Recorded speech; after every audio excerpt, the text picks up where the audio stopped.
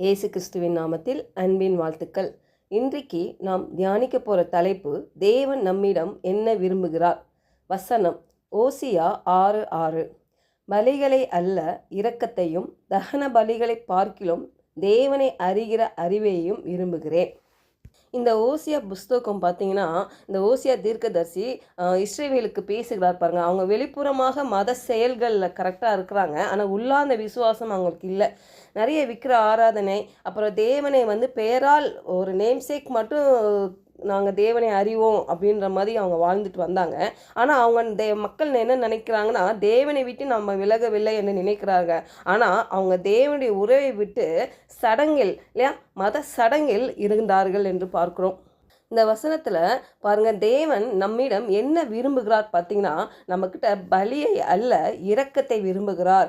நம்மளுடைய கிரியைகளையும் நம்ம கடவுளுக்கு என்ன செய்கிறோம் என்பதை விட கர்த்தர் நமக்கு என்ன செய்திருக்கிறார், அவர் இருதயத்தில் நம்மளை என்ன நம்மளுக்கு திட்டம் வைத்திருக்கிறார், அதை அவரை அறிந்து கொண்டு வாழ்வது தான் அவருக்கு விருப்பமாக இருக்கிறது. இந்த இடத்துல தேவன் நம்மிடம் என்ன விரும்புகிறார் அப்படின்ற கேள்விக்கு தேவன் நம்மக்கிட்ட இரக்கத்தை விரும்புகிறார். பாருங்க, தேவனை அறிகிற அறிவில் நம்ம வளரணும் என்று விரும்புகிறார். இரக்கம் என்பது எபிரேயரில் ஹிசட் அப்படின்னு சொல்லப்படுகிறது. அப்படின்னா லாயல் கவனன்ட் லவ், அதாவது ஒரு விசுவாசமான உடன்படிக்கையின் அன்பு என்று பார்க்கிறோம்.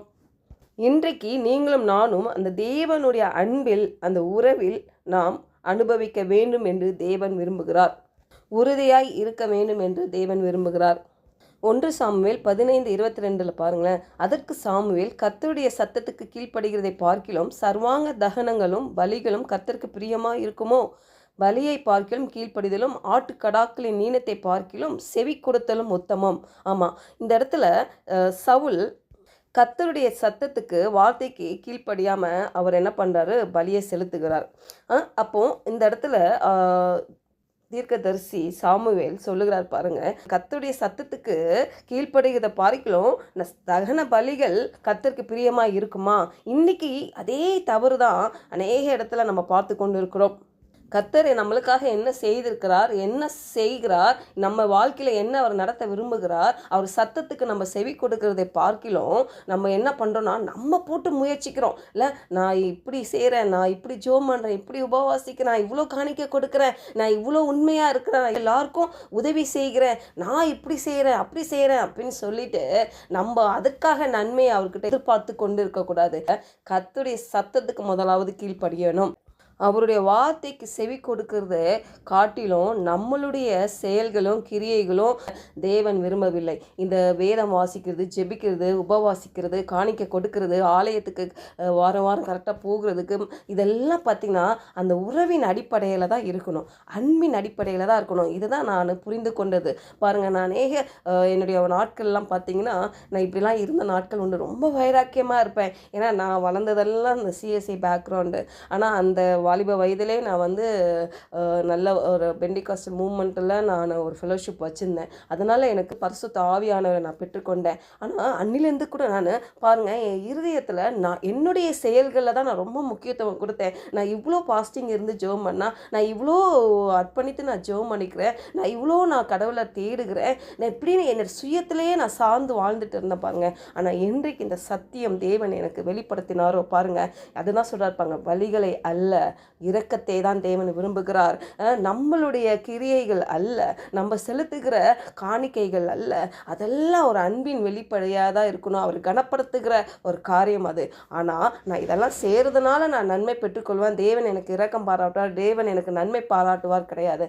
நம்ம விசுவாசிக்கணும், தேவனை அறிகிற அறிவில் வளரணும். அதுதான் தேவன் இந்த காலவேளையில் நம்மோடு இடைப்பட்டு கொண்டிருக்கிறார். சங்கீதம் 40:6, பலியையும் காணிக்கையும் நீர் விரும்பாமல் என் செவிகளை திறந்தீர், சர்வாங்க தகன பலியையும் பாவ நிவாரண பலியையும் நீர் கேட்கவில்லை. சங்கீததாசன் சொல்கிறார் பாருங்க, நீங்கள் பலியையும் காணிக்க நீங்கள் விரும்பலப்பா, ஆனால் என் செவிகளை நீர் திறந்தீர். அதுதான் இந்த கால வேளையில் நம்ம ஆண்டவர்கிட்ட கேட்கணும் பாங்க. ஆண்டவரே, என் செவிகளை திறங்கப்பா. ஆண்டவரே, நான் உங்கள் வார்த்தையை நான் கேட்கணும் ஆண்டவரே. அப்பா, நான் உங்கள் வார்த்தையை கேட்டு உண்மை அறிகிற அறிவில் நான் வளரணும். என் வாழ்க்கையில் உங்களுடைய திட்டம் மட்டும்தான் நிறைவேறணும். நீ உங்களுடைய சத்தத்தை நான் கேட்டு இந்த பூமியில் தேவனுடைய ராஜ்யத்துக்கென்று ஆண்டவரே நான் என்ன செய்யணுமோ அது பரிசுத்த ஆவியானவர் என்னோடு இருந்து என்னை நடத்துவீராக என்று நாம் கேட்போமானால் தேவன் நிச்சயமாக நமக்கு உதவி செய்கிறவராக இருக்கிறார். நம்ம தேவனுடைய சத்தத்தை, தேவனுடைய வார்த்தைக்கு நம்ம கீழ்ப்படியும் பொழுது பாருங்கள், நம்ம சுபாவம் ஆட்டோமேட்டிக்காக மாறும். நம்ம பெருசாக முயற்சிக்க வேண்டியதே இருக்காது.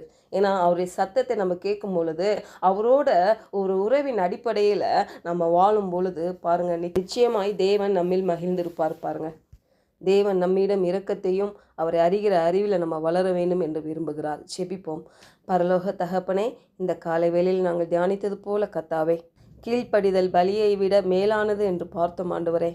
ஆண்டவரே, நாங்கள் எங்கள் கிரியையினால் ஆண்டவரே உமக்கு நாங்கள் பிரியப்படுத்துகிறவர்களாய் நாங்கள் நடக்கிறோம் என்று எங்களை நாங்களே வஞ்சிக்காதபடி ஆண்டவரே உங்கள் சத்தியத்தை நாங்கள் அறியோம். இந்த சத்தியம் எங்களை விடுதலையாக்கவும் எங்களுக்கு கிருபை பாராட்டுங்க ஆண்டவரே. நாங்கள் இரக்கத்தையும் ஆண்டவரே நாங்கள் உம்மை அறிகிற அறிவில் நாங்கள் வளரும் ஆண்டவரே நாங்கள் தீர்மானிக்கிறோம். ஆண்டவரே, பரிசுத்த ஆவியானவர் எங்களை வழி நடத்தும்படி இயேசுவின் நாமத்தினாலே ஜெபிக்கிறோம் நல்ல பிதாவே, ஆமென்.